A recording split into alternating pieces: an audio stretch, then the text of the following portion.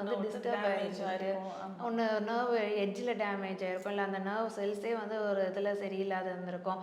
அப்போ என்ன ஆகும்னா இந்த மாதிரி நமக்கு வெளியில் வந்து என்ன இது பண்ணாலும் தெரியவே தெரியாத நிலையில் ஆனால் பெயின் வந்து தாழ முடியாத பெயினாக வந்து அது எக்ஸ்ப்ரெஸ் ஆகும், வெளியில் வந்து காட்டுறது. ஸோ அப்போ அதெல்லாம் வந்து அந்த டைமில் வந்து நம்ம வந்து என்ன நடக்குது ஏது நடக்குதுன்னு ஒரு பெரிய ஒரு குழப்பத்துக்குள்ளே ஆளாகிறதுக்கு முன்னாடி நம்ம இதெல்லாம் சிம்பிளிஃபைடாக இந்த பேலன்ஸ் நர்வ்ஸ், இப்போ நம்மளுக்கு வந்து வலியாக இருக்கா, ஓகே ஏதோ ஒரு டிஸ்டர்ப் ஆகிருக்கு, உடனே நம்ம இந்த ப்ரோக்ராமை ரன் பண்ணிடுவோம். இந்த ப்ரோக்ராம் ரன் பண்ணும்போது நம்ம நர்வ்ஸ் எல்லாம் பேலன்ஸ் ஆக ஆரம்பிக்கும் அப்படின்றத நம்ம பண்ணிகிட்டே இருந்தோம் அப்படின்னா எங்கேயாவது இந்த மாதிரியான இது வந்து செல்ஸ் டிஸ்டர்ப்டாக இருந்தால் கூட அது நமக்கு அஃபெக்ட் ஆகாது. இதை ஏன்னா நம்ம ரன் பண்ணும்போது அது ஆட்டோமேட்டிக்காக அந்த இடத்துல போய் அதுக்கு ஸ்ட்ரென்தன் பண்ண ஆரம்பிச்சிடும் இல்லையா. ஸோ அந்த வீக் ஸ்பாட்டுன்றதே இருக்காது. அது எல்லாமே வந்து ஸ்ட்ரென்தன் ஆகிட்டே இருந்ததுன்னா நீங்கள் ஆல் ஓவர் த பாடி எல்லாத்துலேயுமே வந்து உங்களுக்கு எனர்ஜைஸ் ஆகிட்டே இருக்கும். அப்போ உங்களுக்கு வீக் ஸ்பாட் இருந்தால் தான் வந்து அந்த இடத்துலேருந்து நமக்கு பெயினோ ஏதோ வெளியில் வரும். இப்போ வீக் ஸ்பாட் இல்லாத நம்ம நர்வ்ஸ் எல்லாமே பேலன்ஸ்டாக இருந்ததுன்னா அப்போ அது வந்து ஹார்மோனைஸ்டாக இருக்கும், அந்த நர்வ் இதுவே ஹார்மோனைஸ்டாக இருக்கும். ஸோ இதே மாதிரி அடுத்த இதில் பார்த்தீங்கன்னா ஃபட்டிக் அப்படின்ற ஒரு ப்ரோக்ராம் கொடுத்துருக்காங்க. ஸோ ஃபட்டிக் அப்படின்றது ப்ரோக்ராமை பார்த்தீங்கன்னா 60 minutes ரன் பண்ணுறதுக்குன்றது சொல்லியிருக்காங்க. ஸோ அப்போ ஃபட்டிக் அப்படின்னாவே உங்களுக்கு நேம்லேயே தெரியும், ஃபட்டிக்னா என்ன, தலை சுத்தலாம் இல்லை சாப்பாடு வந்து அதாவது ரொம்ப ஃபட்டிக்காக ஃபீல் பண்ணுறேன் அப்படின்னா எதுவுமே வந்து எடுத்துக்கணும் சாப்பிடணும், ஆமாம் அந்த மாதிரி வந்து அவங்களுக்குள்ள எதுவும் ஒரு ஈடுபாடு இல்லாத இருக்கிறதுக்கு அப்படின்றது சொல்லுவாங்க. ஓகேவா, ஆமாம். ஸோ அந்த மாதிரியான ப்ரோக்ராம்ஸும் அப்படி இருக்குது அப்படின்னு சொன்னால் அதுக்கு வந்து இதுலேயே வந்து கொடுத்துருக்காங்க. ஸோ அதையும் நம்ம வந்து கிளியர் பண்ணிக்க முடியும், நம்மளுடைய பயோஎனர்ஜெட்டிக் ஃபீல்டை வந்து ஸ்ட்ரென்தன் பண்ணிக்க முடியும். இப்போ வந்து இதுலேயே வந்து பார்த்திங்கன்னா நம்ம ஹீல் அட்வைசர்ன்றது ஒன்று இருக்குது அந்த ஆப்லேயே. நான் ஃபஸ்ட்டே முன்னாடி சொல்லியிருப்பேன் 3 ஆப்ஸ் வந்து இதுக்கு இம்பார்ட்டண்ட்டாக நம்ம டவுன்லோட் பண்ணிக்கணும். பிங்க் ஆப்பு, ப்ளூ ஆப்பு. பிங்க் ஆப் வந்து செல்ஸை வந்து ஸ்ட்ரென்தன் பண்ணுறது, ப்ளூ ஆப்புன்றது வந்து ஹீலி ப்ளூ அனலைஸ் அட்வைசர் ஆப்புன்றது வந்துட்டு நம்மளுடைய ஆரிக் ஃபீல்டை அனலைஸ் பண்ணி ஸ்ட்ரென்தன் பண்ணுறது. அதுக்கப்புறம் இப்போ வந்து இந்த ஹீல் அட்வைசர் ஆப்புன்னு இருக்கும். ஸோ ஹீல் அட்வைசர் ஆப் என்னென்னா நமக்கு என்ன தேவையோ அது வந்து அதில் நம்ம சர்ச் பண்ணிக்கலாம். இப்போ ஒரு பர்டிகுலர் டிசீஸ் இருக்குது, இல்லை பர்டிகுலர் சிம்டம் இருக்குது, அதுக்கு எந்த ப்ரோக்ராம்ஸ் நம்ம ரன் பண்ணோம் நமக்கு தெரியல அப்படின்னா அதில் போய்ட்டு நம்ம வந்து சர்ச் கொடுத்துக்கலாம். ஸோ அப்போ சர்ச் பண்ணும்போது அதுவே வந்து எந்த ஆப் ரன் பண்ணால் எந்த ப்ரோக்ராம்ஸ் ரன் பண்ணால் உங்களுக்கு ஹெல்ப்ஃபுல்லாக இருக்கும் அப்படின்றது காட்டும். ஸோ அது சம்மந்தப்பட்டு நான் தனி வீடியோவில் எக்ஸ்பிளைன் பண்ணுறேன். இப்போ இந்த ஃபட்டிக்கு இப்போ வரும். ஸோ இப்போ பாரு ஃபட்டிக் அப்படின்னு இருக்கும்போது இப்போ நம்ம அதுக்கு என்ன மாதிரி பண்ணுறது அப்படின்னு சொன்னால் இந்த ப்ரோக்ராம் ரன் பண்ணாவே நம்மளோட ஆரிக் ஃபீல்டு வந்து ஸ்ட்ரென்தன் ஆகும். ஸோ அதுலேருந்து நமக்கு வந்து ஈஸியாக வந்து ரிலீஃப் கிடைக்கும். ஸோ அடுத்ததாக பார்த்தீங்கன்னா எக்ஸாஷன் சிஸ்டம். ஸோ அதே மாதிரி தான் முன்ன சொன்ன மாதிரி இந்த லேர்னிங் ப்ரோக்ராம்ஸில் வந்து சொல்லியிருந்திருப்போம் concentration system, concentration activity, exam system அப்படிலாம் சொன்னால் அது மாதிரி வந்து இது எக்ஸாஷன் சிஸ்டம் அப்படின்னு சொல்லி இந்த ப்ரோக்ராம் வந்து கொடுத்துருக்காங்க. இதுவும் வந்து 60 minutes இந்த ப்ரோக்ராம். ஸோ இதில் என்ன ரன் ஆகுது, இதில் என்ன உங்களுக்கு ஹெல்ப் பண்ணும் அப்படின்னா இப்போ வந்து ஜாப் ஆகட்டும் இல்லை வந்துட்டு பிஸ்னஸ் ஆகட்டும் ரொம்ப எக்ஸாஷனை வந்து நம்ம வந்து எதிர்கொள்கிறோம், நம்ம ரொம்ப எக்ஸாஸ்ட் ஆகிட்டோம் சொல்கிறோம் இல்லையா. காலையிலேருந்து சாயங்காலம் வரைக்கும் சாதாரணமாக ஒரு நேரத்தில் வேலை செஞ்சாவே ஐ ஃபீல் ஸோ எக்ஸாஸ்டட் அப்படின்னு சொல்லுவோம், எனக்கு ரொம்ப எக்ஸாஸ்ட் ஆகிட்டேன் அப்படின்றது சொல்லுவோம். ஸோ இப்போ ஒருத்தங்களுக்கு வந்து லீவே இல்லாமல் கண்டினியூ ஓடிட்டே இருக்கிறாங்க, அவங்களுக்கு ஒரு ரெஸ்ட்டே இல்லாமல் இருக்கிறாங்கன்னா அப்போ அவங்க சிஸ்டமே ரொம்ப எக்ஸாஸ்ட் ஆகிடுச்சுன்றது தெரிய வரும். அப்போ அவங்க வந்து நெக்ஸ்ட்டு என்ன பண்ணுறோம் ஏது பண்ணுறோம் எதுவுமே தெரியாமல் ஒரு மைண்டில் ஒரு கிளாரிட்டி இல்லாத அப்படியே ஓடிட்டே இருக்கிற மாதிரி இருக்கும் இல்லையா. அப்போ அவங்கெல்லாம் வந்து என்ன பண்ணலாம்னா இந்த எக்ஸாஸ்ஷன் சிஸ்டம் அப்படின்ற ரன் பண்ணும்போது ஓவராலாக இந்த சிஸ்டம் நம்மளுடைய பாடியே வந்து ஒரு சிஸ்டம், அதை வந்து ஃபுல் அண்ட் ஃபுல் வந்து எல்லா செல்ஸ்லேயும் வந்து அந்த படிஞ்சிருக்க அந்த ஓவரான ஒரு டயர்ட்னஸ் அந்த இதை எக்ஸாஷனை வந்து அதை வந்து ரிலாக்ஸ் பண்ணும். ஸோ அதெல்லாம் ரெடியூஸ் பண்ணுறதுக்கு தான் இந்த ப்ரோக்ராம் ஸ்பெசிஃபிக்காக கொடுத்துருக்காங்க. இதிலே வந்து எக்ஸாஷன் அக்யூட்டுன்னு இருக்குது. ஸோ இது நம்ம முன்ன சொன்னோம் அக்யூட்டுன்றது அதாவது இம்மீடியட் சொல்யூஷனுக்கு இம்மீடியட்டாக வேணும் எனக்கு. இப்போ வந்து திடுதிப்புன்னு தான் இந்த ப்ராப்ளம் ஆரம்பிச்சிருக்கு, அதனால் எனக்கு இது வந்து க்ரானிக்கு கிடையாது, இது வந்து லாங் ரன்னில் இல்லை. சில பேர் சொல்லுவாங்க வருஷக்கணக்காக எனக்கு அப்படியே இருக்கணும், அப்படி இல்லை, எனக்கு இம்மீடியட்டாக இப்போ தான் ஆரம்பிச்சிருக்கு, எனக்கு இதுக்கு உடனே சொல்யூஷன் நான் எதிர்பார்க்குறேன் அப்படின்றப்ப இப்போ இந்த எக்ஸாஷன் அக்யூட் வந்து ரன் பண்ணலாம். இது பார்த்தீங்கன்னா 20 minutes தான் இந்த ப்ரோக்ராம். இதுலேயே அவங்க கைட் பண்ணியிருக்காங்க. அந்த இயர் எலக்ட்ரோட்ஸ் போட்டுக்கலாம், இல்லைன்னா இன்னொரு அந்த பஞ்ச் கிளிப் எலக்ட்ரோட்ஸ் போட்டுக்கலாம் அப்படின்றதும் வந்து கொடுத்துருக்காங்க. ஸோ அந்த மாதிரி வந்து இந்த ப்ரோக்ராமுக்கு அவங்க என்ன கைட் பண்ணியிருக்காங்களோ அதுபடி ரன் பண்ணும்போதும் நம்மளுடைய சிஸ்டமில் இல்லை நம்மளுடைய இது ஏதாவது ஒரு பர்டிகுலரான லொக்கேஷனில் வந்து ரொம்ப அதிகமான ஒரு எக்ஸாஷன் இருக்குது அப்படின்னாலும் சரியாகும். ஸோ இப்போ எப்படி வந்து லோக்கலைஸ்டு பாயிண்ட்ஸுன்னு சொல்லுவாங்க. அதாவது இப்போ ஒரு இடத்துல வந்து ஒரு ஸ்க்ராட்ச் ஏற்பட்டுருச்சு அப்படின்னு சொன்னால் அது வந்து லோக்கலைஸ்டான இது. அந்த இடத்துல வந்து அந்த செல்ஸ் எல்லாமே டிஸ்டர்ப் ஆகிடுச்சு. ஸோ அதனால தான் அந்த வந்து அங்கே ப்ரூசஸ் இருக்கும், இல்லைன்னா ரெட்னஸாக இருக்கும், இல்லை இன்ஃப்ளமேஷன் இருக்கும், இல்லை ஸ்வெல்லிங் இருக்கும், இந்த மாதிரி காட்டும். ஸோ அந்த செல்ஸ் எல்லாம் வந்து அதோடைய இதுலேருந்து நம்ம ரெடியூஸ் பண்ணணும், அது காம் டவுன் பண்ணணும் அப்படின்றப்ப அதுதான் அக்யூட். இமீடியட்டாக நமக்கு வந்து ரிசல்ட்டு அது வந்து ரிலாக்ஸ் பண்ணுறதுக்காக நம்ம வந்து செலக்ட் பண்ணிக்கிறது. இல்லை இது லாங் டைமாக இருக்குது, ரொம்ப இன்டர்னலாக இருக்குதுன்னா அப்போ அது க்ரானிக்காக வந்து நம்ம ரன் பண்ணிகிட்டே இருக்கணும் அந்த ப்ரோக்ராம்ஸை. இப்போ அடுத்தபடியாக பார்த்தீங்கன்னா எக்ஸ்ட்ரீம் டென்ஷன்.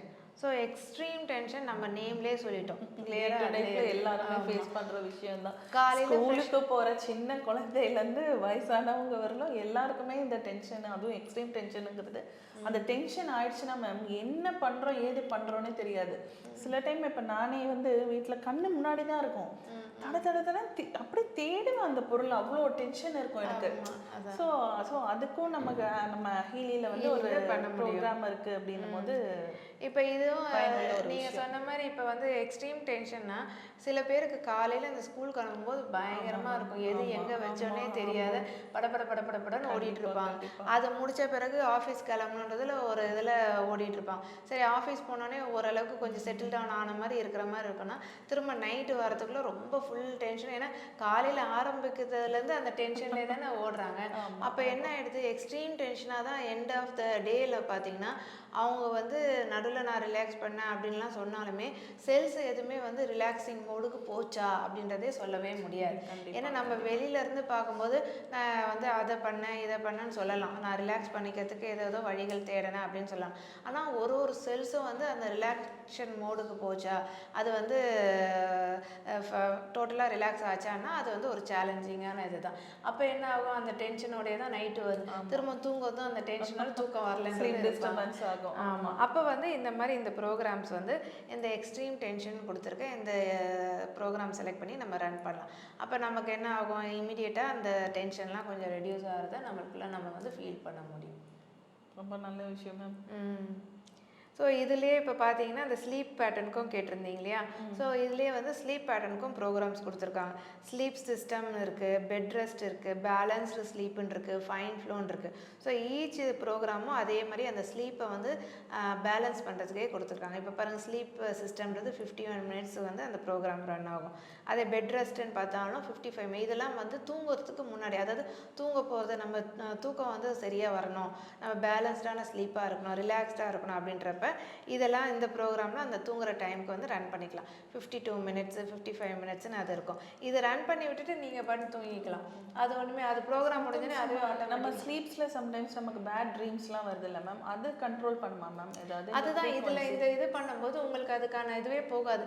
டிஸ்டர்ப் ஸ்லீப் இருந்தால் தான் அந்த பேட் இதுவே வரும். இது வந்து டிஸ்டர்ப் ஸ்லீப்பே வர உங்களுக்கு அது அதில் நீங்கள் நம்ம தப்பிச்சுக்கலாம். ஆமாம், அந்த டிஸ்டர்ப் அந்த மீன் இந்த மாதிரி பேட் ஸ்லீப் வந்து நம்ம எழுந்துட்டோம் அப்படின்னா மறுபடியும் நம்ம அதை கண்ணை மூடி தூங்குறதுக்கு வந்து கஷ்டமாக இருக்கும். ஸோ அந்த மாதிரி டைமில் கூட இன்ஸ்டண்ட்டாக எடுத்து ஒரு மிட் நைட்டாக இருந்தால் கூட நம்ம எடுத்து ஸ்லீப்புக்கெலாம் போட்டுக்கலாம். இப்போ அதனால தான் என்ன சொல்லுவோன்னா, நீங்கள் சொன்ன மாதிரி சில பேர் தூங்கும்போதே ஒரே கெட்டத்தனவாக இருக்குது, எனக்கு என்ன பண்ணுறதுனே தெரியல அப்படின்னா அப்போ அவங்க ஆரிக் ஃபீல்டில் வந்து டிஸ்டர்ப் ஆகிருக்குன்னு அர்த்தம். ஸோ அப்போ இந்த மாதிரி பேலன்ஸ்டு ஸ்லீப்பு போடுறது, இல்லை பெட் ரெஸ்ட் போடுறது, இந்த மாதிரி இதை தூங்குறதுக்கு முன்னாடி நம்ம இதை போட்டுட்டு இல்லை டீப் ரிலாக்ஸேஷன் ப்ரோக்ராம் ரன் பண்ணுறது, அப்படி ரன் பண்ணி நம்ம வந்து தூங்க போகிறோம் அப்படின்னா அப்போ அது உங்களுக்கு உள்ளே வந்து இன்னர் காம்னஸ் வந்து உருவாக்கிடும். ஸோ உள்ள இன்னர் காம்னஸ் உருவாக்கிடுச்சுனாவே நீங்கள் தூங்குற இதுவே வந்து உங்களை மறந்து நீங்கள் ஒரு குழந்தை மாதிரி தூக்கம் வரும். அப்போ உங்களுக்கு வந்து ஒரு பேட் ட்ரீம்ஸோ இல்லை தேவையற்ற ஒரு சிந்தனையோ வரவே வரும். ரொம்ப மனுஷங்களுக்கு நமக்கு ஸ்லீப்பு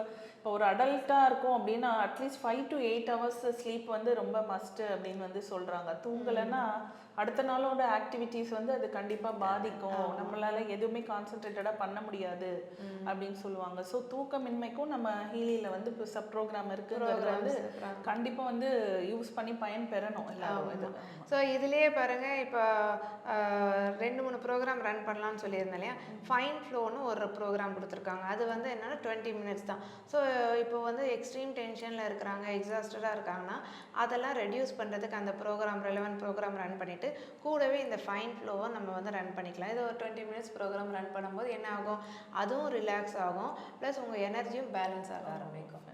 ஸோ அதனால தான் இதில் 2-3 ப்ரோக்ராம் ஆட் ஆன் பண்ணி நம்ம வந்து ரன் பண்ணும்போது நமக்கு வேண்டியதை வந்து நம்ம அந்த டைம்லேயே வந்து நம்மளால் ஃபீல் பண்ண முடியும். இப்போ நம்ம நேயர்கள் நிறைய பேருமே வேலைக்கு போகிறவங்க இருப்பாங்கல்ல மேம், வேலை செஞ்சுட்டு இருக்கும் போதே தூக்கம் வருது இல்லை, கம்ப்யூட்டர் தான் பார்த்துட்டு இருப்போம் ஆனால் நமக்கு தூக்கம் வரும்ல, அப்போ அந்த டைம் வந்து நம்ம ஹீலியில் ஏதாவது நம்ம தூக்கத்தை கலைச்சிக்கிறதுக்கு அதுல இருந்து வெளியே வந்துட்டு நம்மளோட ரெகுலர் ஒர்க்கை கண்டினியூ பண்றதுக்கு அந்த மாதிரி ஏதாவது சப் ப்ரோக்ராம்? ஆமா, நிறைய இருக்குது. இன்னும் போக போக எனர்ஜி ப்ரோக்ராம்ஸ்லாம் நிறைய இருந்து. ஏன்னா யூஸ்வலா ஆஃபீஸ்ல எல்லாம் பாத்தீங்கன்னா அந்த 1:32 சாப்பிட்டு 3 o'clock 4 o'clock சிஸ்டம் பார்க்கும்போது ஆட்டோமேட்டிக்கா நம்ம ஐஸ் வந்து போடும், தூக்கம் வரும். என்ன பண்ணாலும் அதுல இருந்து வெளியே, ஈவன் டீயே குடிச்சாலுமே டீ குடிச்சிட்டு சிஸ்டம் முன்னாடி உட்கார்ந்தாலும் திருப்பியும் அந்த, ஏன்னா அது என்னன்னா நீங்க வந்து எக்ஸாஸ்டடா இருக்கிறீங்க, அதுதான் விஷயமே. தவிர இப்போ ஒரு விஷயம் நம்ம வந்து பண்ணது வந்து நமக்கு ரொம்ப பிடிச்சி பண்றோம்னா, நீங்க என்ன சாப்பிட்றத வந்து நம்ம முதல்ல அதிகமா சாப்பிட மாட்டோம். அப்படி இருந்தாலும் சாப்பிட்டு இருந்தாலுமே அது வந்து ரொம்ப வந்து ஸ்ட்ரெயின்ஃபுல்லா அந்த வேலையை வந்து பண்ண மாட்டோம். நம்ம பிடிச்சி பண்ணும்போது இறங்கி அதை வந்து இன்னும் ஆர்வத்தோட பண்ணும்போது எல்லா செல்ஸும் ஆக்டிவேட் ஆகிடும் இல்லையா. இப்போ நானே வந்து இப்போ பார்த்தீங்கன்னா நம்ம ப்ரோக்ராம்ஸை நான் அப்போ ரன் பண்ணிட்டு இருப்பேன். ஸோ கண்டினியூவாக ரன் பண்ணும்போது என்ன ஆகுதுன்னா அது இன்னும் என்னோட எனர்ஜியை வந்து இன்னும் அதிகமாக எனர்ஜியாக ஹை ஃப்ரீக்வன்சிலே வச்சிருக்கு மேம். ஆமாம். ஸோ அப்போ வந்து நமக்கு வந்து எதையுமே ஒரு டயர்டாவோ இல்லை ஒரு லெத்தாஜிக்காவோ இருக்கும். அதை நம்ம கட நெக்ஸ்ட் பண்ணுறதுக்கு நமக்கு ஒரு மென்டல் கிளாரிட்டியும் கொடுத்துருது, கூடவே இது எனர்ஜியும் கொடுத்துருது. அப்போ வந்து நம்ம வந்து நம்மளோட சர்க்குலேஷன்லேருந்து நம்மளோட எனர்ஜி ஃப்ளோலேருந்து எல்லாமே பேலன்ஸாக இது மெயின்டைன் பண்ணும்போது நமக்கு எந்த ஒரு இதுவும் ஒரு சேலஞ்சிங்காகவும் தெரியாது, ஒரு டயர்டாக பண்ணுறோம் அப்படின்றது இருக்கவே இருக்காது. Nice ma'am, nice ma'am.